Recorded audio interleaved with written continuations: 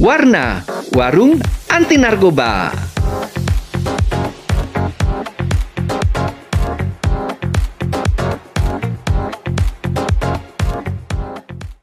Assalamualaikum warahmatullahi wabarakatuh teman-teman.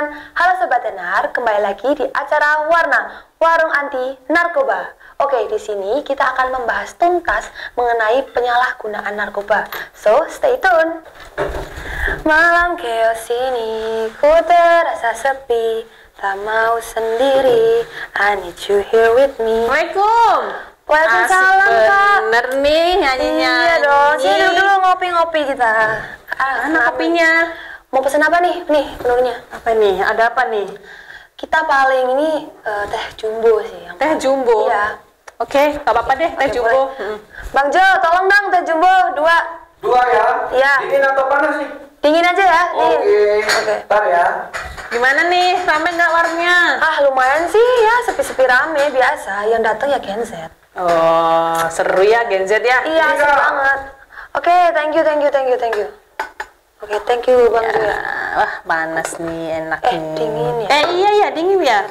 Ini pesennya panas kayaknya deh. Iya, nggak apa-apa, biar adem lah kita nih. Oke. Jadi Kak, di sini aku mau tanya-tanya sih. Baru datang langsung ditanya. Aduh, aku perkenalan dulu deh. Iya Oke, dong. perkenalan dulu nih. Jadi kakaknya dari mana nih? Aku dari BNN. BNN. Oh, BNN mana nih? BNN, kamu tahu BNN nggak? Tahu dong. Apa itu? teman-teman? Badan Narkotika Nasional. Oke. Tapi di mana itu Kak lokasinya? BNN Temanggung, kita di Jalan Gajah Mada nomor 56, Oke. Maron. Maron. Oke. Pernah lihat? Pernah dong. Di belakang apa ya Kak itu? Ada kantor apa ya? Kita satu kompleks sama BLK. Oh, BLK. Ya, Balai Oke. Latihan Kerja. Oke. Ya. Oke Kak. Kalau boleh tahu namanya Kak siapa ini? Arlin. Kak Arlin. Iya. Oke. Kalau aku Almira. Oke, Almira. Jadi kita salam kenal dulu. Salam kenal ya. Oke. Biasa ngopi di sini kan? Besok-besok. Iya, tapi nggak pernah lihat deh. Kemana aja kamunya? Akunya biasa, skripsi. Oh. Gen Z juga. Oh, iya. Ya biasa, perintis. Oke, sekarang mah Gen Z sukanya usaha, Iya, perintis. usaha kayak minum-minuman. Oke, jadi gini Kak. Aku tuh penasaran banget nih. Kenapa sih teman-teman aku kalau setiap ada masalah, entah keluarga, entah percintaan, entah tentang kuliah, ya sekolah mereka selalu mengalihkan itu dengan mengkonsumsi obat seperti pil sapi, PCC atau yang lain. Oke. Jadi kita sekarang berarti lagi bahas tentang masalah narkoba di Gen Z ya. Iya. Nah, Gen Z itu kan rata-rata usianya masih remaja. Iya. Berarti usianya sekitar, kamu sekarang semester berapa? Semester 8. Semester 8. Umur aku 22 tahun. 22 tahun. Ya. Berarti sekitar umur 22 sampai bahkan ke yang SMP itu banyak sekali anak-anak atau pelajar atau mahasiswa yang menyalahgunakan narkoba. Contohnya mulai dari miras, terus oke. ada pil sapi, Pil sapi, ya. ada yang bilang pil Liarindu Iya. dan Komik gitu, sebagainya. Kak? Komik juga, komik atau antimun. Antimun, Nah, oke. itu mereka menyalahgunakan obat-obatan seperti yang Almira tadi bilang, Oke. gara-gara ada masalah. Ada masalah, Jadi ya. pelarian gitu ya. Pelarian. Memang banyak sekali faktor yang menyebabkan mereka memakai narkoba itu. Salah satunya adalah karena adanya masalah di dalam keluarga. Ya, Bisa juga masalah pribadi mereka, percintaan. Oke. Terus mereka mengalihkan dengan cara itu menggunakan narkoba supaya lupa. Lupa. Memang efeknya dia jadi lupa. Gimana ya? Istilahnya ketika kita minum obat itu, Ya.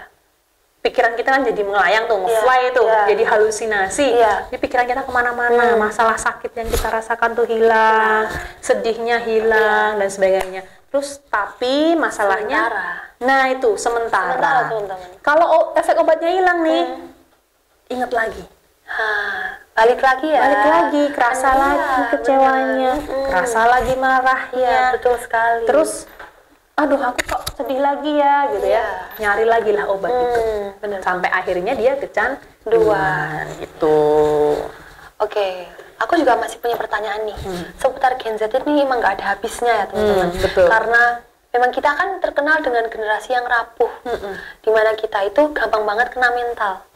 Karena kita dididik dari awal, dari kita kecil itu tanpa benturan biasanya. Oke, nah keluarga cemara gitu ya? Keluarga cemara, tapi di dalamnya kita nggak tahu ya Kak. Oke, habis itu tentang media sosialnya deh. Media sosial kan yang paling deket nih sama Gen Z, paling deket, setiap hari langsung on TikTok, Instagram or something. Jadi dia kayak misal, dan medsos itu kayak tanpa batas. Kita nggak bisa memfilter apapun, mau itu udah ada filternya atau enggak, there's nothing. Jadi gimana sih kalau menurut kakak nih, semua medsos itu mempengaruhi persepsi dan perilaku tentang narkoba di kalangan Gen Z. Itu gimana? Oke, paparan medsos ya. Paparan medsos memang sangat berpengaruh. Apalagi sekarang tuh banyak-banyak lagu yang apa ya? Saya pernah dengar ada yang nyebut Heximer, nah gitu kan. Ada lagu yang kayak gitu. Nah, lagu Heximer itu padahal salah satu jenis narkoba juga. Nah, doktrin ya. Jadinya kayak apa ya Heximer ya? Nah, otomatis mereka nyari tahu tuh. Terus juga ada perilaku-perilaku yang misalkan teman-teman mungkin pernah tahu istilah barcode. Nah, barcode. Jadinya ketika ada masalah pakai terus bikin barcode. Ngerti nggak? Ya, terus terus ya teman-teman. Jangan ya Dek ya. Jangan ya Dek ya dong. Terus jadi paparan-paparan seperti itu yang menyebabkan para anak muda itu nggak mau ketinggalan tren. Nah, jadi mereka itu lebih ke arah skeptis tentang apapun gitu ya, penasaran tentang apa. Penasaran. Kalau skeptis kan acuh tak acuh ya. Kalau ini penasaran dan FOMO. Pengen apa yang ada yang viral di TikTok, apa yang apa yang lagi ngetrend di TikTok, apa yang FYP, mereka coba untuk ikutin. Seperti itu. Makanya ketika ada paparan tentang penyalahgunaan narkoba yang mabuk lah, yang pakai pil dan sebagainya, mereka jadi dalam pikiran mereka, wah apa ya itu ya? Penasaran. Setelah penasaran, mereka cari tahu di mana ya kita bisa beli itu ya. Betul. Seperti itu. Jadi memang paparan medsos sangat berpengaruh ya. Berpengaruh. Kecuali beda lagi kalau misalkan kan sebenarnya medsos itu FYP ketika apa yang ada dalam beranda kita itu sesuai dengan apa yang kita cari. Ya betul sekali. Kalau saya kan sukanya drakor nih, kan biasanya FYP saya potongan-potongan potongan klip drakor kan gitu. Tapi kalau misalkan dia taunya sakit hati, misalkan nanti dia yang keluar juga tentang sakit hati dan sebagainya. Oke, jadi gitu ya teman-teman. Kalau misal tentang ini, gimana sih caranya orang tua maupun guru ataupun lingkungan kita itu bisa lebih efektif mengedukasi para anak-anak Gen Z ini untuk tentang apa ya, menghadapi bahaya narkoba. Itu gimana Kak? Kalau saya sebagai orang tua, saya punya anak kecil, tapi juga punya adik yang masih remaja juga. Jadi ngerti ya. Ya, jadi tahu lah ya. Itu sebenarnya kita sebagai orang tua itu harus bersikap sebagai teman. Sebagai teman dari anak-anak atau adik-adik kita. Gitu. Karena anak-anak itu dia lebih suka percaya, lebih nyaman kalau dengan temennya cerita daripada dengan orang tuanya. Nah, berarti sikap kita harus menjadi temennya.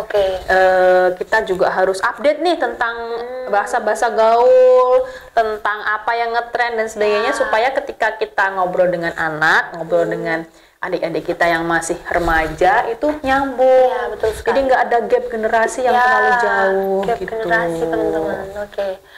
Thank you. Terus kalau dampak dari narkoba itu sendiri bagi kesehatan secara fisik maupun mental itu apa? Jadi narkoba itu berbahaya karena yang pertama dia akan merusak otak. Otak ya yang otak. Nah, otak itu padahal kan tempat untuk kita berpikir. Tempat untuk mengolah emosi, pusat hormon, pusat saraf dan sebagainya yang mempengaruhi motorik, mengatur aktivitas tubuh, mengatur segala metabolisme tubuh. Pokoknya semuanya itu harus mampir ke otak dulu, diproses, baru keluar kita jadi bergerak atau berbicara dan sebagainya. Nah, kalau otak kita rusak, terkontaminasi dengan narkoba, otomatis fungsinya juga akan menurun. Betul sekali. Oke. Jadi nggak bisa berpikir, nggak fokus, gampang lupa, betul sekali. Emosinya terganggu, Betul banget. perilakunya juga terganggu, tantrum. Tantrum ya teman-teman, bahasa sekarang tuh bahasa tantrum. Lebih agresif gitu ya. Lebih agresif. Ke teman-temannya atau keluarganya juga. Temperamental kalau dulu ya. Iya, itu betul seperti sekali. itu, marah-marah. Oke. Terus kalau ke mental, kalau tadi fisik ya. Iya, fisik. Kalau ke mental ya itu tadi adanya rasa paranoid. Oke, parno ya. Parno. Ke orang-orang. Rasa ketakutan berlebihan. Betul Kemudian sekali. kecemasan yang berlebih. Seperti anxiety ya. Ya, betul Oke. anxiety. Jadi Anxiety, teman-teman. mau ketemu siapa takut, Ya, fobia mau sosial. keluar takut, Ya. antisosial dan Ya. sebagainya. Itu. Oke. Oke, thank you. Kita udah ngobrol-ngobrol banyak nih. Semoga para Gen Z yang nonton di luar sana bisa paham, bisa mengerti tentang apa sih sebenarnya tuh penyalahgunaan narkoba itu di zaman sekarang ini. Oke Kak, aku punya satu pertanyaan lagi nih yang terakhir. Kira-kira gimana sih kalau misal kita sudah terpapar narkoba, apa sih yang harus kita lakukan? Kan kadang kita cuma taunya ya udah kalau habis pakai ya udah nanti direhab. Terusnya gimana kalau prosesnya? Kita pengen tahu nih. Oke, bagus loh kamu udah tahu kalau kita pakai harus direhab ya. Iya. Karena ada yang nggak tahu kalau ternyata bisa direhabilitasi. Iya. Taunya cuman kalau kita pakai efeknya cuma di penjara aja gitu ya. Hanya itu doang. Padahal sebenarnya nih teman-teman semuanya kalau misalkan sudah terpapar narkoba, sudah kecanduan, baik kamu atau teman kamu atau keluarga kamu bisa mengikuti program rehabilitasi. Nah, program rehabilitasi ini tinggal datang aja ke klinik BNN, bawa KTP sama kakak, gratis ya, gratis, nggak pakai biaya. Yang penting kamu ikutin jadwal yang sudah ditentukan oleh dokter, terus nanti ikuti aja hasilnya atau terapinya seperti apa, nanti ada konseling, ada detoksifikasi dan sebagainya. Yang kita upayakan supaya teman-teman yang sudah kecanduan itu pulih dari ketergantungan. Itu caranya gampang, pokoknya datang aja ke klinik BNN, nggak usah takut di penjara ya, karena orang yang melaporkan diri untuk mengikuti rehabilitasi itu tidak dituntut pidana. Oke, karena sadar ya Kak, yang pertama itu sadar ya? Sadar dan secara sukarela. Gitu. Beda kalau misalnya ditangkap ya, kalau ditangkap misalkan nih kalian lagi nongkrong-nongkrong, lagi ngepil, lagi nyabu dan sebagainya, pakai ganja, pakai sinte, ternyata ada razia, terus kalian kena, itu harus mengikuti proses hukum dulu, harus ikut TAT dulu atau asesmen terpadu dari tim dokter maupun tim hukum yang akan menentukan kalian berhak direhabilitasi atau enggak. Oke teman-teman, karena kita udah ngobrol banyak nih, semoga kalian para Gen Z yang seperti aku ini bisa ngerti apa yang kita obrolin. Maksudnya dimana kita mengerti penyalahgunaan narkoba itu seperti apa, bagaimana cara kita melapor, bagaimana kita juga menghadapinya. Kita nggak perlu takut teman-teman. Kita hanya sukarela mengajukan diri ke sini, itu sudah diacungi jempol. Jadi next, jangan lupa stay tune lagi di acara Warna yang selanjutnya. Terima kasih.